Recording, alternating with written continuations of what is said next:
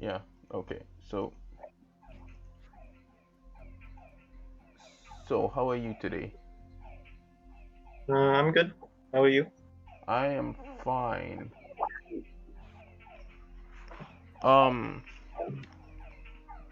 So you wanna just get into it? Yeah, sure. Okay. So introductions. Who are you? Um, yeah, so I'm floppymudkip. I've been playing Runeterra like since like the preview patches. Before that, I played Pokemon VGC. Um, and yeah, I've like throughout Runeterra, I've always been like pretty high on ladder. And then after not doing too well last two seasonals, I finally made top 32 of this one and made top four. All right. Nice. Okay. So on the topic of seasonals, right? I just really want to ask, things like about the seasonals for you. Like when you were playing the seasonals, not the top 32, but the qualification rounds. Were you playing comfort or were you playing meta? Yeah, so in the open rounds, I think it's just important to play decks you know how to play and that are consistent. So I brought Fizz TF, Thresh Nasus, and Esco Draven just because they're all decks that I'm comfortable on and are well rounded enough so that after I ban TLC, I like feel like I can win into pretty much anything. Okay, that's nice. So, when you were prep, did you prep for the qualification rounds? Um, like I wasn't like I don't know. It was like mostly like prepping on ladder. I played a few scrims, but like I always just playing the decks I'm good at, right? Yeah. So you don't scrim a lot is kind of what you're saying. Okay. So I have my reservations about the eh, we good? You good? What? Okay. I was just making sure that we were good. So I have my reservations about the seasonal system, right? Do you think it's a good system for what it's supposed to do? Um, yeah, I do. I think it's a lot better now that you can take a loss, and if you're high on ladder, you can take two losses. So I definitely like this time more than the last two. I think the quality of players in the top cut was better this time than the previous two. Nice. Yeah. Well, obviously it was better. You were there. Yeah. All right. So when we're talking top 32, right? How much prepping did you do?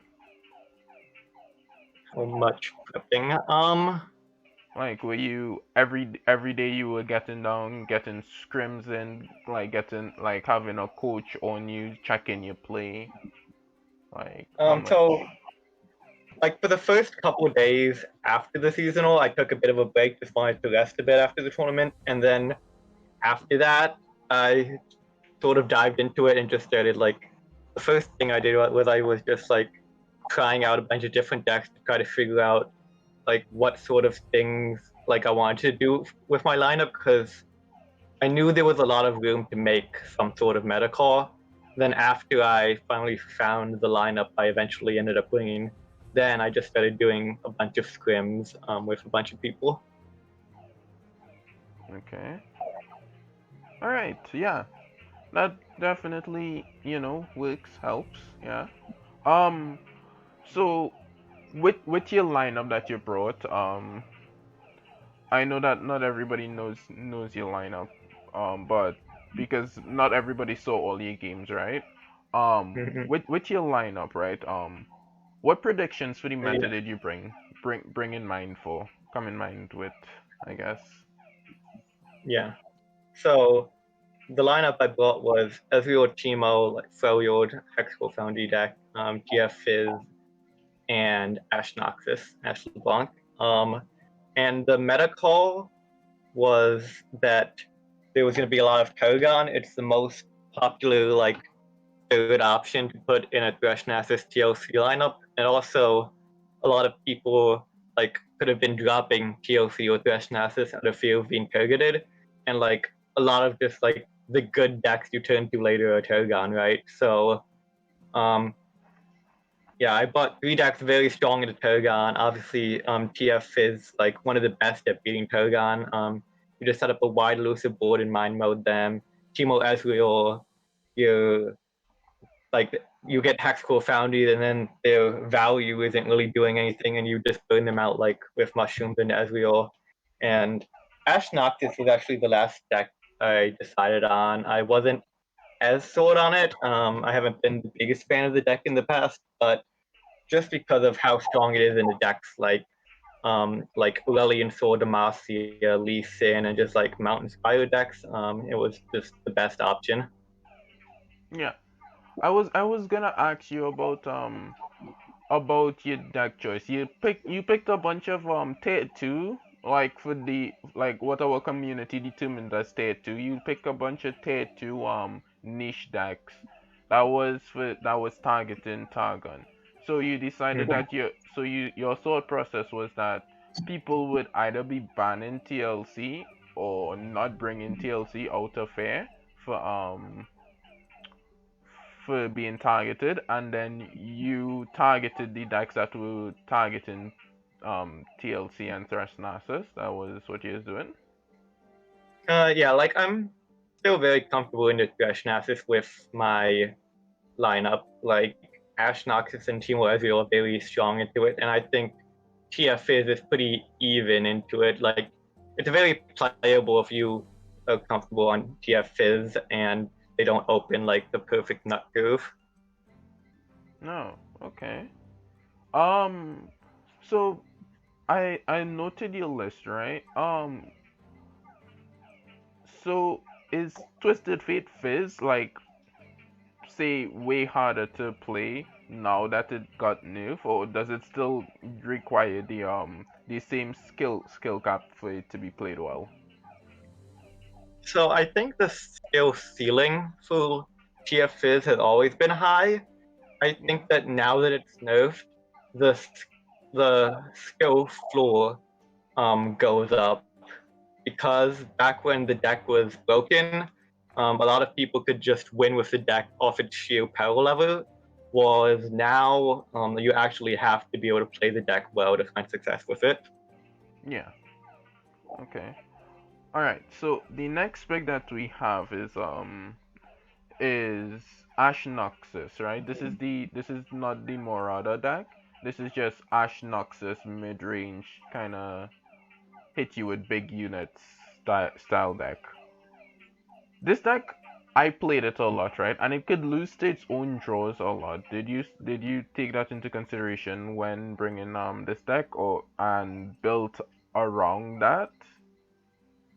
Yeah, so that's actually like one of my fears about this deck and why I haven't been too fond of it. Um, like I have like lost tournaments in the past, just like I have Ash Noxus left in the 2 favored matchups, and if you just don't draw your card, then you're out, right? So it definitely was scary. I tried to hack the deck a bit more towards consistency. Like, I'm playing 2 of Avalos and Sentry just to like make Just, sure you have extra blockers early and draw. Um, that helps a bit. And like I said before, like there just wasn't a better third option. yeah. And Timo Ezreal, I played a lot. I coach a lot of people on it. I coach mid-tier masters on Timo Ezreal, right? Timo Ezreal is a mid like skill floor and kind of high scale ceiling deck, right? Mm-hmm. But and I don't think we really need to talk about this, but what if you had to face like a matchup like aggro? Do you think you'd be fine in it? I don't. So that's the other thing. I also had a very strong meta read that just nobody would bring any sort of aggro, like just code aggro, pirate aggro. Like I was expecting none of that because since TLC, Greshnasis, Kogan lineups were so common in the open rounds, I think you'd have to be like insane to bring that sort of lineup into that field.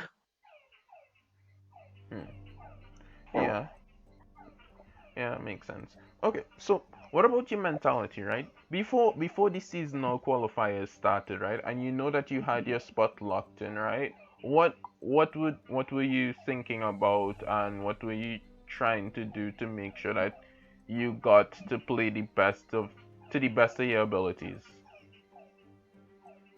Um, One big thing was I was just trying to take it a game at a time and not and just like try to play my best, right? Like obviously, like it's code games sometimes you get unlucky, and as long as I played well, I would be happy no matter how I did. And yeah, I just took a game at a time and just tried to play my best. Hmm. So when you were playing seasonals, right? I heard the lineup you brought, right? Was there like a huge variety of decks that you were seeing? Were you seeing aggro, mid range, and control decks all scattered over? In the top 32. No, no, not top 32 in the qualifying rounds.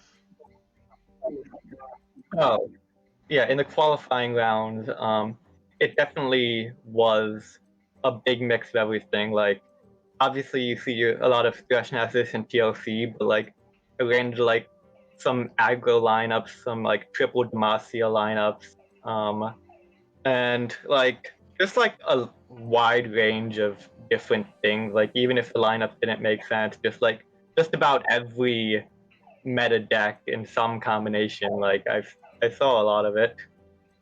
Okay, that's good to know. So,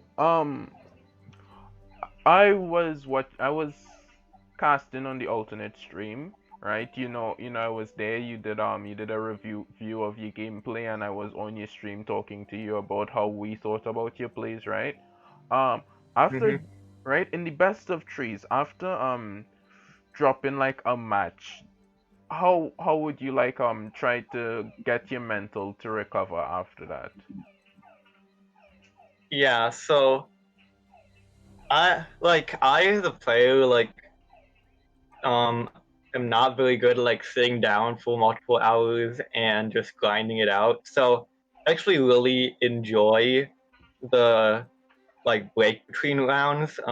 Between the rounds, like I just walk around a bit, maybe get a snack or like watch the stream or something, and just like it was nice to like relax between games and then like reset my head before I get into the next one.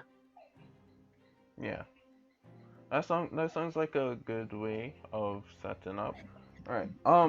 So you ended at top four, right? Unfortunately, you were beaten by, I believe, Eric B, a Canadian player.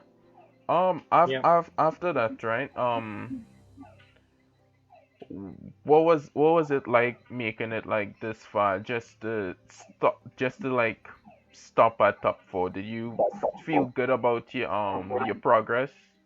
Did you feel bad about it? Did you think that you could have done better?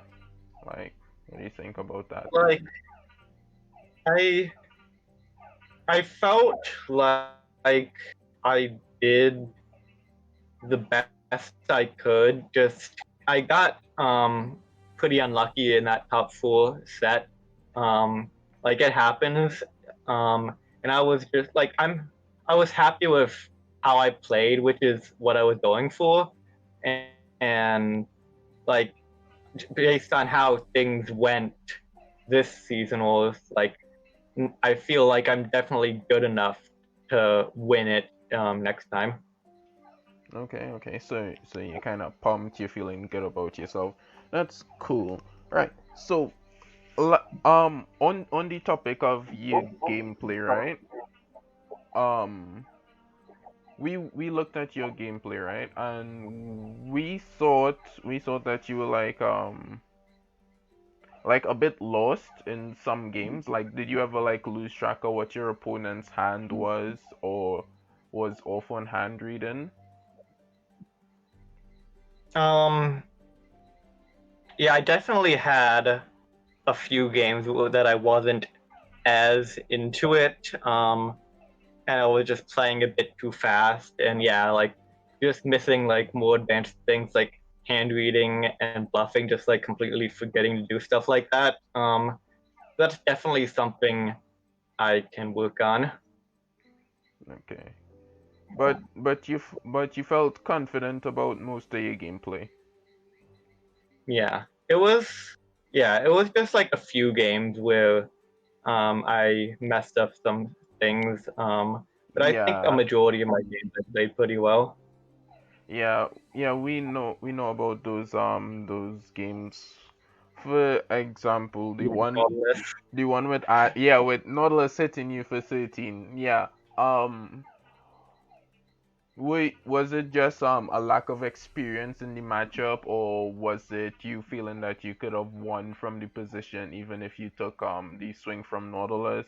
Was that Yeah, like? so Go ahead. um, yeah, so it was just a lack of experience on the Ash deck. My thought process was that I had to preserve my board and try to like push damage and win like next turn with the attack after, and I just thought I couldn't afford to give up a unit in that spot. But after watching it back, I definitely could have just blocked with my 3/3 and tried to play a bit slower to see if I could like draw into Ash and try to push fully for that way. Okay, so yeah. You did, I was there on your stream. You did a really good job of being very self-critical about your gameplay. Um, so with the few misplays and inaccuracies that you made, do you think that you have in your play, do you think that you've been improving in that aspect? Yeah, like there's always room to improve, and I'm always trying to improve. And I definitely learned a lot from watching my games. Okay. Okay. So now this isn't based on your gameplay or anything. This is just to get your opinion on stuff, right? So I want to ask you about like the future of Runeterra, right? We started out as a really small community with some small tournaments here and there with like very small prize pools. And from that over the last year, right, celebrating our birthday this April, we had a lot of players and we had our seasonals. We had, in my opinion anyway, we had the first good seasonals where we had 32 really good players playing in the seasonal that if you took a bet on one of them, you might not be wrong, right? Hmm. Do you think going on in Runeterra, you think Wills will be that same high level caliber worth of players? Yeah, I think so. The competitive like community, there's a bunch of strong players, and like they're going to keep getting even better, right? So there's definitely be a lot of high level competition in the future. I'm excited for it. No. Okay. Very excited for future seasonals and tournaments, upcoming tournaments and the new expansion. Right? Speaking of the new expansion, what do you think about the new cards coming in? Do you think they're good? Do you think they're bad? Do you think they're meh?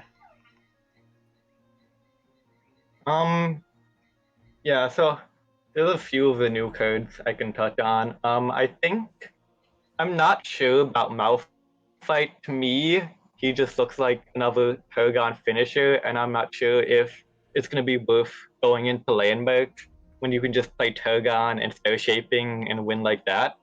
Um, I think Villian looks promising, but I'm not sure what kind of deck he's going to fit into.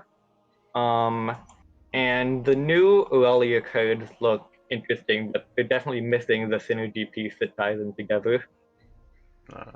I see. As we don't have Aurelia yet, I know you can't comment on that. So yeah. So what about new players? We get a surge in new players every time we get a new expansion. What do you think? What do you think is like a great tip to tell newer players to Runeterra that are trying to be trying to go to the competitive side of Runeterra? Um, yeah, so just play the game a lot. Play what you like playing or find interesting. Pretty much any deck that isn't like complete terrible meme can get you to masters if you put enough time into it. So I think just play what you enjoy playing until masters, and then once you reach masters, you can start trying to like branch out and learn more stuff and entering tournaments and stuff. Okay. So you're telling them to play comfort first and foremost, and then try to learn the meta and what decks are good and what decks work in different compositions and stuff like that. Yeah, like at the end of the day, just play what you like. If you aren't having fun, you aren't gonna want to improve, right? Yeah, most definitely. Yeah. So you had a pretty positive experience in the seasonals this time around, and I'm really happy to hear that we're getting players like you in seasonals and in future seasonals. I know that we expected a lot of different players to make top cut, and you were one of them. So good on you. Thank you. Yeah. So this is like this is the end this is the end of the interview. I don't know how to end it. Thanks for being here. Uh I really Yeah, thanks appreciate for it. having me. Yeah, I really appreciate getting your in like stuff from you, like understanding what you play, how you play as a player. Yeah. And yeah, hit me up sometime. We might scrim. Thanks for being here. Yep, sure. See ya. Yep. Bye.